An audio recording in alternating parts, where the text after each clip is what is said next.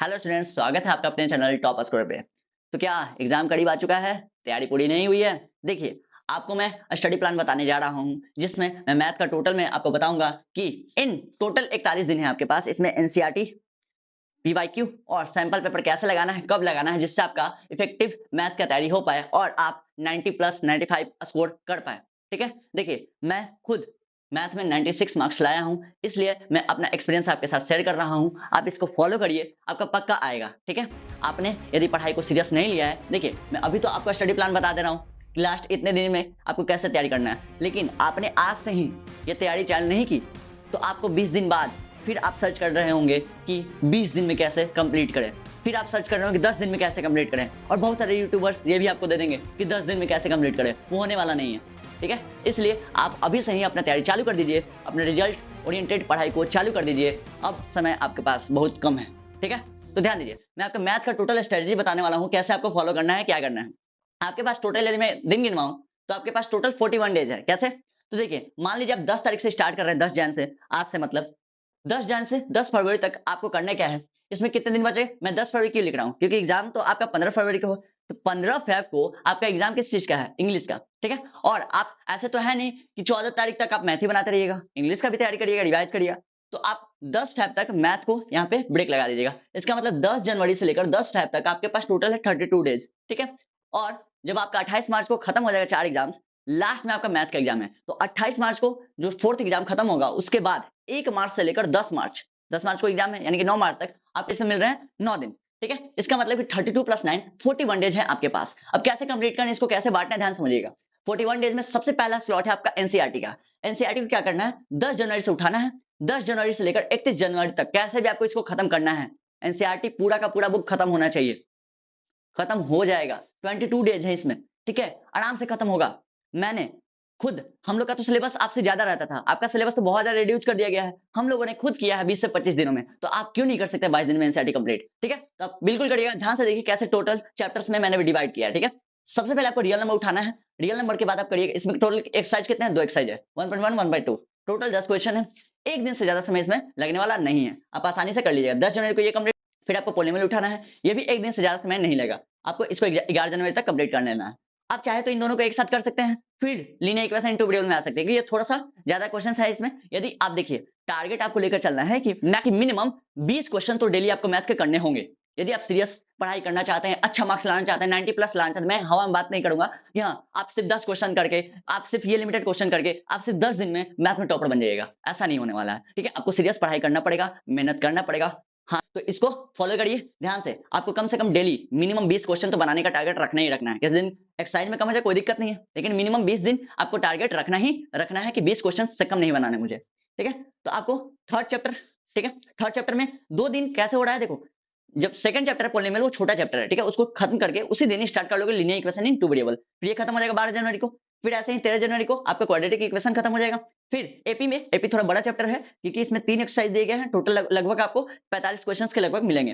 तो आपको 15 जनवरी तक ये खत्म कर लेना है। ठीक है, कैसे भी कर लेना है, टारगेट फॉलो होना चाहिए। फिर देखिए ट्रायंगल, ट्रायंगल में भी मैंने इसको 2 दिन दिया है, 17 दिन तक ट्रायंगल आपका खत्म हो जाना चाहिए। ठीक है, फिर कोऑर्डिनेट ज्योमेट्री, इसमें 1 दिन लगेगा, छोटा चैप्टर है। ठीक है, और 2 ही ज्यादा से ज्यादा 2 से 3 मेन फॉर्मूलाज है, उसी से क्वेश्चन सारा बनने वाला है। ठीक है, तो ये 1 दिन से ज्यादा समय नहीं लेगा, 18 जनवरी तक खत्म हो जाना है। ट्रिगो थोड़ा बड़ा है, इसमें मैंने 3 दिन दिया आपको। ट्रिगो को थोड़ा समझ के अच्छे से रिवाइज करके अच्छे से बनाइएगा। 3 दिन समय दिया है मैंने, 21 जनवरी तक खत्म हो जाना चाहिए।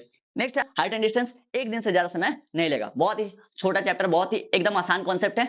इसमें टोटली सिर्फ एक ही एक्सरसाइज है, 15 क्वेश्चन है, 1 दिन में बन जाना चाहिए। ठीक है, नेक्स्ट बात करूं सर्कल का, सर्कल भी बहुत छोटा चैप्टर है। ठीक है, हाँ जो थ्योरम्स वगैरह हैं आपको लग रहा होगा ज्यादा है, ये बहुत आसान आसान है। एक ही थ्योरम को लिंक करते करते आगे थ्योरम्स आए हैं। ठीक है, तो ध्यान से क्या करिएगा, सर्कल को 1 दिन में कंप्लीट कर लेना है। Next area related to circle है। ठीक है, एरिया रिलेटेड टू सर्कल में क्या करना है, आपको 1 दिन देना है, ये भी छोटा चैप्टर है। फिर वैसे ही सरफेस एरिया एंड वॉल्यूम 1 दिन, 25 जनवरी तक खत्म। फिर आपके पास ये स्टैटिस्टिक्स है, मीन मीडियन मोड, इसको आपको 2 दिन में कर लेना है, 27 जनवरी तक खत्म। फिर आपका प्रोबेबिलिटी 1 दिन का है, बहुत ही आसान टॉपिक है, आपको खत्म करना है 1 दिन में, 28 जनवरी तक। तो आप भी 28 जनवरी तक है, आपने तो बोला सर कि 31 जनवरी तक। ठीक है, मैंने आपको 28 जनवरी से लेकर 31 जनवरी यानी कि 3 दिन का गैप दिया हुआ है, ताकि आपका जो पीछे का मान लीजिए कोई बैकलॉग बच जाए। ठीक है, मान लीजिए सकरात या मगरात में आप दही चूड़ा ही खाते रह गए, पढ़ाई नहीं किए। ठीक है, तो इस वजह से जो आपका बैकलॉग होगा उसको आप मेंटेन कर सकते हैं। ठीक है, तो 31 जनवरी तक कैसे भी किसी भी हाल में पूरा एनसीईआरटी का हर एक क्वेश्चन बना होना चाहिए, हार्ड हो या आसान हो, खत्म करो। उससे बनाओ, अपने माइंड को रगड़ो, जितना प्रेशर दोगे इस पे उतना ही ये काम करेगा, ठीक है। तो मैथ खत्म हो जाना चाहिए। नेक्स्ट आपका बात करते हैं 5 इयर्स का पीवाईक्यू, 5 साल का पीवाईक्यू उठाना हर चैप्टर का। कब से कब तक?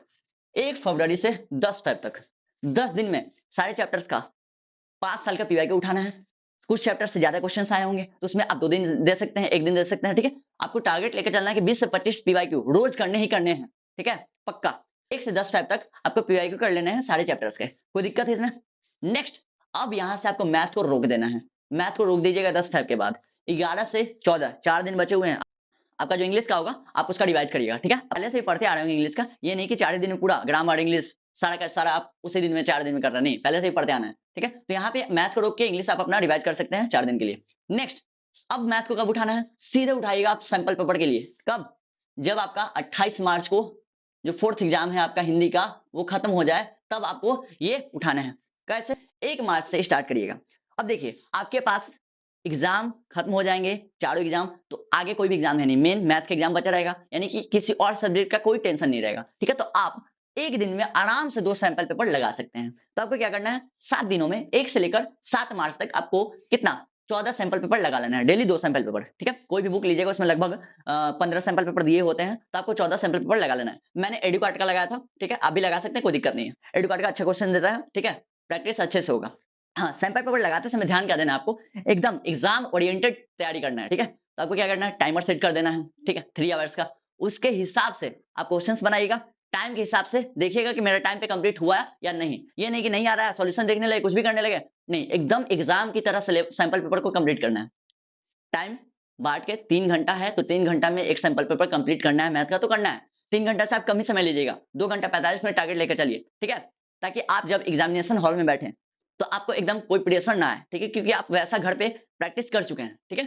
तो एकदम एग्जाम जैसा माहौल बना लेना है। क्या करना है, टाइमर सेट करके 3 घंटा में एक सैंपल पेपर लगाना रखना है कि 2 घंटा 40 से 45 मिनट में ही सारा का सारा क्वेश्चन डील कर ले। कोई दिक्कत है?